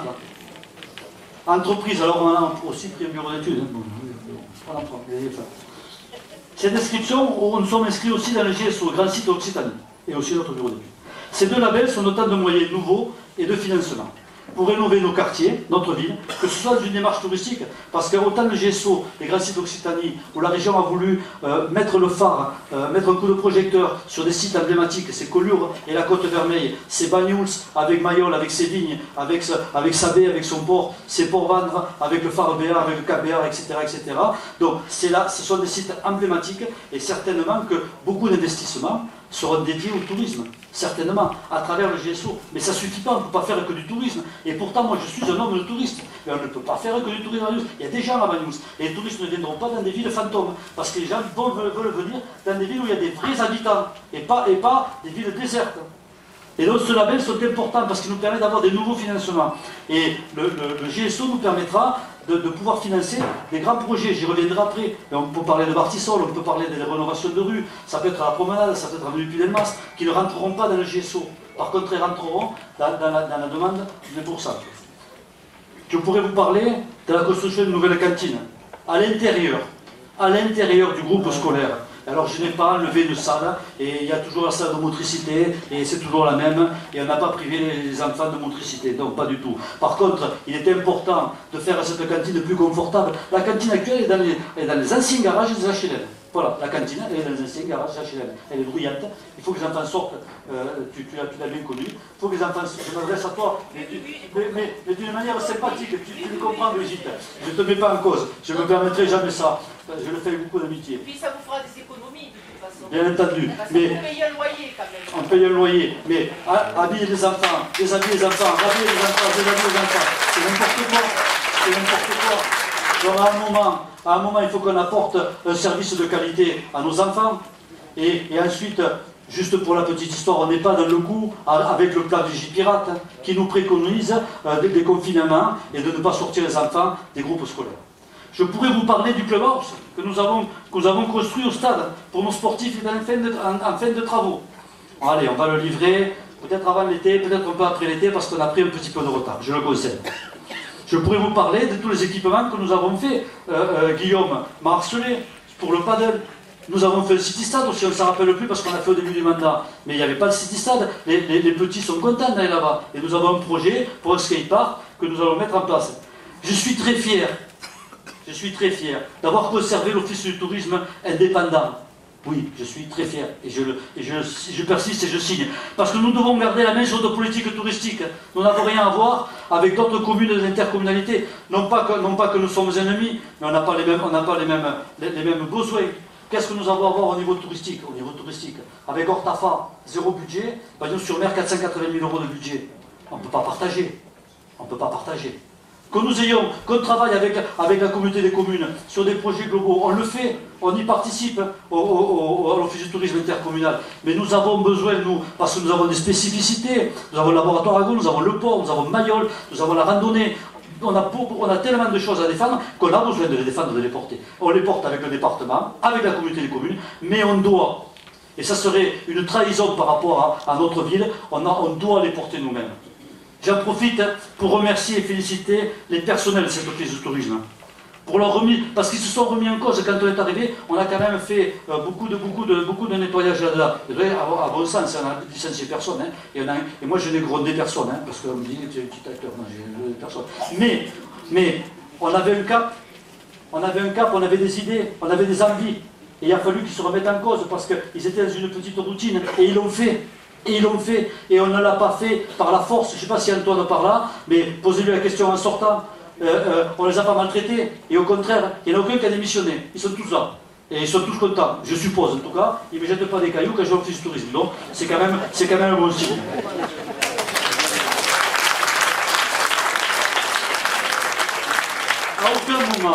À aucun moment, le fonctionnement de l'Office du tourisme, pendant ces 6 dernières années, n'a été remis en cause par le comité de direction. À aucun moment, personne n'a jamais rien dit. Et de ce coup, on me dit qu'il ne faut pas le faire.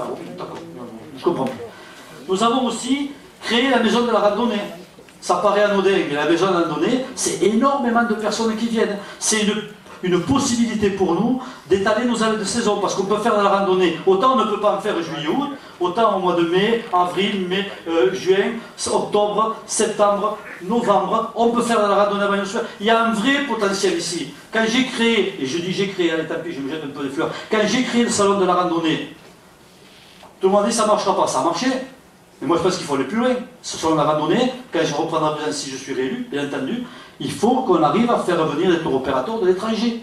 Parce que nos amis des pays nordiques, ils ont besoin, non pas de se baigner au mois de novembre, mais ils ont besoin de cette lumière, de cette clarté, de cette beauté des paysages qu'ils n'ont pas chez eux, même si c'est très beau. Mais l'hiver, c'est un peu triste. Moi, je vais faire quelques salons avec mon fils qui est là, en Belgique, 4 jours de pluie, c'est bon, quoi.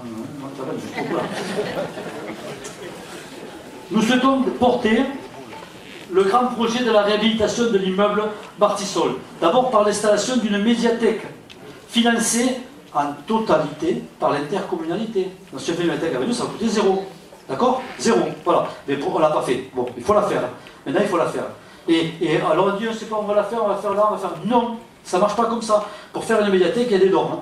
Parce que les médiathèques sont financées à condition que les médiathèques correspondent à des normes de taille, etc., d'accessibilité, etc.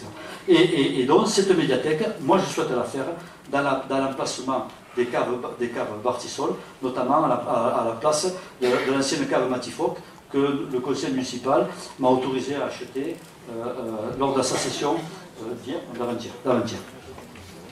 Notre première idée, on parle d'entre nous, on essaie de vous expliquer comment on a fonctionné. Notre première idée, c'était d'installer à Novelty, ici. Mais cet immeuble Novelty, il n'a pas assez de place, parce qu'une médiathèque pour une ville de 5000 habitants, 4800 habitants, c'est environ 480-500 mètres carrés qu'on peut obtenir. Et l'immeuble n'a pas 500 mètres carrés à offrir pour faire une médiathèque. Même si on supprime plein de choses, à faire une médiathèque sur l'étage, on met où les associations. Et puis, je suis venu ici avec Pierrot Diagas, parce que je l'ai présenté pour la mettre ici. Et je suis venu un mercredi. Je n'ai pas été prudent, mais je suis venu un mercredi. Mais il y avait une agitation, une effervescence dans cet immeuble, mais extraordinaire. Il y avait mes petits-enfants qui montaient, qui descendaient, mais pas que les miens. Il y avait les jeunes filles qui faisaient de la danse, il y avait des papis qui s'entraînaient au chant, d'autres qui jouaient au bridge, mais il y avait un monde fou. Et je me suis dit, mais quelle opportunité pour Banyuls de pouvoir avoir cet immeuble Bartisol. Prenons le temps de la réflexion, prenons le temps de l'investissement, allons chercher les crédits, peut-être avec le Bourg-Centre, pour créer à Bartisol un vrai centre culturel, multi-associations, multi-activités, qui rassemblera toutes les associations ici. Je suis fatigué d'avoir des demandes et les salles sont trop petites, les portements en placard et on a dû déménager, etc., etc. Mais on pourrait faire quelque chose d'extraordinaire, mais qui va augmenter notre potentiel, notre attractivité. Et c'est un bonheur d'avoir cet immeuble. Et c'est là-bas qu'il faut le faire. Il y a un parking à côté. On dit, on ne peut pas y venir à pied. Bien sûr que oui. Et vous croyez que tout le monde vient à pied à Novelty? Le parking est tout le temps plein avec les activités. Alors c'est un faux problème. Hein. Je pourrais vous parler de la renaturalisation de la rivière, d'un cheminement doux, d'une trame verte en plein cœur de notre village. Je pourrais vous parler, je crois que tu dois mettre la diapo, ma femme. Parce qu'elle ne me suit pas, C'est difficile. Non, du doublement du pont du Puy-Delmas. Voilà. Parce que je suis monté un jour. Oui, je vais le faire. Oui, je suis monté à la fête du Puy-Delmas et j'ai annoncé, alors tout le monde m'a dit, voilà, c'est pour le secteur. Non, j'ai annoncé qu'on allait travailler sur le doublement du pont du Puy-Delmas. Alors, rien n'est fait, les travaux ne vont pas commencer demain, je ne vais pas être menteur, je ne suis pas menteur, d'accord? Je ne suis pas menteur. Mais ça, c'est un projet, j'ai demandé au cabinet Galcieux qui nous accompagne d'y travailler dessus. Ça pourrait être ça, ça pourrait. Ne venez pas me voir demain en me disant, mais non, parce que moi, tu comprends, je ne le voyais plus. Non, je ne sais pas, d'accord? Mais l'idée, c'est ça. L'idée, c'est ça. Je pourrais vous demander, vous parler du projet d'aménagement du parking de la gare. Je pourrais vous parler du projet d'aménagement, parce qu'on va aménager le parking de la gare, on va aménager cette belle salle ici. Mais quand on y réfléchit, la gare, et si demain on arrive à avoir un train à 1 euro ou à 2 euros, et qu'on arrête de mettre des bus sur des routes tellement encombrées, et qu'on a un trafic avec un RER qui arrive dans les cœurs des villages, dans tous les cœurs des villages, il faut que cette gare, à cette entrée de Banyuls, mais ça soit une vraie entrée de Banyuls, que ça soit sympa, qu'on ait envie d'y descendre, qu'on ait envie de s'y arrêter, qu'on puisse avoir des vélos électriques, qu'on puisse avoir plusieurs propositions. Et c'est aussi un projet que je vais vous proposer. Il y a le projet de voie qui relie le rond-point de Bijard à la gare, l'autre voie que je viens de faire. Il y a le projet, alors, je le dis parce que c'est une vraie envie et parce que c'est un vrai grand projet que j'ai envie de défendre. Moi j'ai envie, parce que je suis un peu, pas méfiant, mais quelques cheveux blancs me donnent un peu d'expérience. Et je me dis, si quand tu auras déménagé la maison de retraite pour le Riech et que cet établissement restera vide, quoi? Est-ce qu'on ne te dira pas, on a besoin pour loger des personnes, etc. Et moi, je voudrais que la ville garde son destin en main. Et moi, je voudrais proposer qu'on crée à la maison de retraite une antenne de l'hôtel d'entreprise d'Argelès qui est en train de se construire. On a 4 ans pour y travailler dessus, qui sera dédiée à la croissance bleue, à l'économie bleue. Parce qu'avec le laboratoire Ago, il y a vraiment un gros partenariat à faire. Il y a des start-up à intuber, il y a un jardin magnifique. Le bas qui est inondable, on peut y faire des bureaux ou des ateliers. Et les 2 étages au-dessus, on peut y faire des choses magnifiques. Et ça, c'est un projet qui vaut le coup de se battre. Et ça, c'est une proposition que je fais. Et je me battrai pour qu'on l'a fait, croyez-moi.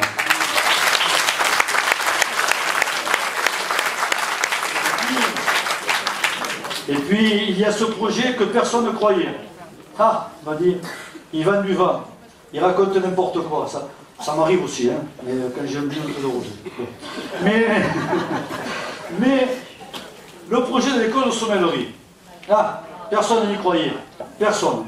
Le projet de l'école de sommellerie, la clôture des dépôts des candidatures a eu lieu aujourd'hui. On ouvre les prix à la fin du mois. Le projet commence au mois d'avril. C'est 3 millions d'euros.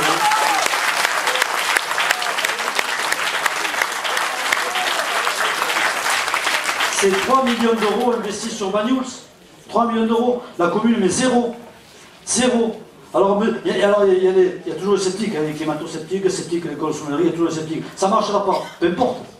D'abord, ça marchera. Parce qu'on va se battre pour que ça marche.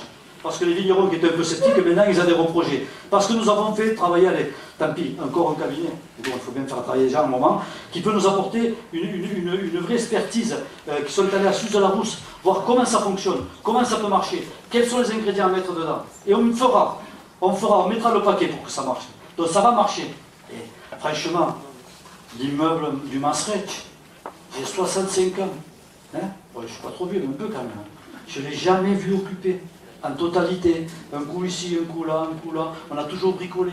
Il est ouvert aux 80. Vous croyez que c'est normal de laisser un immeuble comme ça? Alors que demain, on peut avoir un outil de travail pour nos vignerons, pour amener de la notoriété à ces vignerons. Et ils en ont besoin, les vignerons. Vous le voyez quand même dans l'état où est le vignoble. Donc moi, je pense que c'est un bon projet. En plus, il coûte que dalle. Il faut le faire. Là. Nous avons un projet d'itinéraire partagé, comme sur la route des Masses. Et je rappelle que le deal que nous avons passé avec le département sur la route des Masses après les inondations, la présidente Emeline Malherbe, que je remercie, hein, que je remercie. Je dis, il faut qu'on me dise, elle me dit, vous en avez beaucoup. Je dis, bon, écoutez, on fait mitch-mitch. Vous faites 200 000 euros de travaux, et moi j'en fais 200 000. Et comme ça, chemin faisant, on a fait du pont de la Forge jusqu'en bas, jusqu'au Mazaxer. Après, on avait fait l'envers, parce qu'elle m'a dit, comment tu fais l'envers? J'ai fait l'envers parce que c'était trop abîmé. Nous, on a cimenté du bas du col de Banyuls jusqu'au Mascornette, et le conseil général, ou le contraire, peu importe, a payé jusqu'au pont du Mazaxer. Et après, je leur ai dit, quand même, on ne peut pas laisser ce tronçon de route comme ça perdu au milieu. Et il m'a dit, bon, ben, on va repayer. Donc on a repayé la moitié, nous on a repayé la moitié. C'est intéressant parce qu'on a fait un itinéraire partagé. Un itinéraire partagé, ça veut dire qu'on peut y recevoir des cyclistes, on peut y recevoir des piétons, mais aussi on reçoit bien sûr des voitures et des vignerons. Alors on me dit, c'est dangereux, etc., etc. Moi, j'ai quand même pas, tous les jours sur mon bureau, une fiche où il y a un accident sur des masses. Non, c'est dangereux, il faut faire attention, il faut être prudent. Peut-être qu'il faut accentuer un peu le marquage, mais il faut le faire. Et dans cet esprit, parce qu'on parle de développer le vélo électrique, les véloroutes, etc., il y a un esprit, il y a un projet au niveau du département qui est de développer un projet de véloroute d'Arles jusqu'à Argelès. Il reste la partie entre Collioure et Port-Vendre qui peut être celle de l'ancienne 114, et on pourrait prendre à partir du rond-point de la cave et se faire peut-être financer le contournement de Banyuls par une véloroute ou une route aménagée qui serait goudronnée en enrobé à chaud et qui nous rendrait bien service. Et ça serait pas mal. Peut-être qu'on en paye la moitié, mais là on était capable de se le payer. Donc il faut y travailler. Donc c'est un engagement que je prends de mi-baf. Je ne prends pas un engagement de réussite, je ne connais pas le futur prochain président ou président du conseil départemental. Mais en vérité, c'est un dossier que je peux porter et que je pense qu'on pourra porter. Enfin, je voudrais continuer à agir avec les commissions extra-municipales et comités de quartier, ces fameux comités de quartier. Comme on dit, ah, ils ne savent rien, écoutez les quartiers. Bon. En tout cas, beaucoup de petits travaux ont été réalisés grâce à eux. Beaucoup de petits travaux ont été réalisés. Alors quand je les entends bien compte, quelque part ça m'irrisse un peu. Moi, personnellement, je les remercie. Et je les remercierai jamais assez de la part des Bagnoulins. Parce qu'ils ont amélioré leur quotidien. Et les gens qui sont dans les comités de quartier, il y en a quelques-uns ici, eh bien, ce sont des bénévoles. Ils acceptent de passer un peu de leur temps. Ils acceptent même, ils sont vachement sympas parce qu'ils acceptent même de se faire engueuler à ma place. Vous voyez, c'est sympa quand même.